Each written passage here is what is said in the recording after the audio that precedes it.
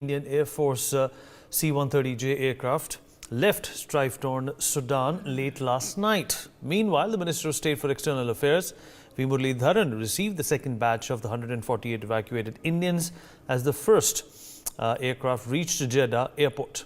Earlier, naval vessels INS Sumedha reached Jeddah port with 278 evacuated passengers as well. Well, Sudan is obviously grappling through a crisis which has seen some of our Indian citizens being caught in the crossfires. Major Mohammed Ali Shah is joining us at this point in time to give his perspective on this. Ali, I hope you can hear me. Yes, Reed, loud and clear. Ali, a very good morning to you. Well, will it be right to say, Ali, that the Indian Air Force as well as the Indian diplomacy has somewhat become adept at making sure that Indian citizens are not harmed as a result of these conflicts overseas? If you look at Ukraine, if you look at Syria, there are other parts of the world, where Indians have been rescued and they've come back unscathed. It's all thanks to our efforts militarily and diplomatically. It would be 100% right over there, Vineet, and who better than you? I mean, whose father himself was an illustrious officer in the Indian Foreign Services, who's seen the Indian Foreign Services from close, who have seen, in fact, who's seen the time when Gulf War, when we had got every single person of Indian origin safely back to our country. You have seen, in fact, about 2 years back, I was in conversation with you when the Taliban regime took over in Afghanistan. We saw the Indian Air Force doing a fabulous job, doing a stellar job, and getting back not only Indian citizens but from other nationalities as well. We have seen India has never shied away from anything, be it the Ukraine-Russia crisis when you launched Operation Ganga, be it the earthquake in Syria and Turkey, be it anywhere. Now this Operation Kaveri has been, I would say, it's a start and it's been quite successful so far. I mean, we had also sent our ship. In fact, the Indian Navy also were activated, and we safely got 278 people on board. They got them out from Sudan. Now 135, if I'm right, they have left Sudan and they have landed in Jeddah. In fact, that's the third batch.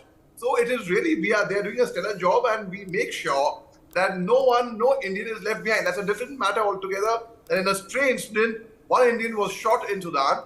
That was a totally different. That was something which was beyond anyone's control. But yes, the Indian government, the External Affairs Ministry, they've done a stellar job. The Indian Air Force, I commend them. I commend the brave hearts. They have risked their life. It's like, I have always given an analogy of if a man is stuck is electrocuted with current. Now to rescue that man, it's so tricky. If you go and pull him out from there, you are putting your life at peril while doing that. It's not safe. It'll be foolhardy. So you have to deal with it very, very tactfully. You have to ensure that the man who is electrocuted, who is struck with current, is rescued from there with electronic, with conductors which are not good with electronics. Similarly, when these rescue operations happen, they are very difficult, even for the person piloting the aircraft, for the crew, for everyone who goes there. So I think... Ali, hold on to that thought. Ali, definitely a respite for all those people, a number of them in Rajasthan, who have been worried sick about, their sons and daughters and relatives stranded in Sudan. Absolutely, Reed. And the people who are worried from Rajasthan or from Karnataka or wherever, I would like to tell them that, it was...